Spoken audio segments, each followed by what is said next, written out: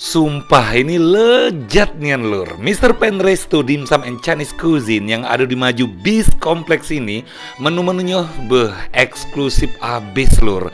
Jingok lah aku makan di sini lacak toke eksavator dan ala berat. Mana jingok uang.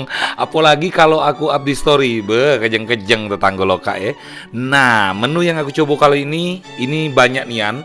Ada chicken pie, ada Portuguese tart, beef ball soup, menuju kita tuh bakso sirsak snow ice, mango sago, steam hakau, salted egg pau, pek cham ki, steam siomay, tom yum fried rice, kailan dua rasa sama roasted chicken. Jangan takut, jam berapa baik kamu tonton video ini pacak langsung ngegas ke sana karena Mr. Pen Resto buka 24 jam lur.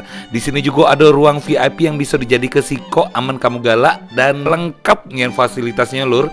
Mulai dari karaoke system, proyektor untuk meeting dan acara apa baik.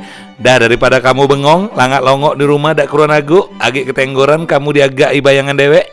Mendingan ke Mr. Pen Resto sekarang baik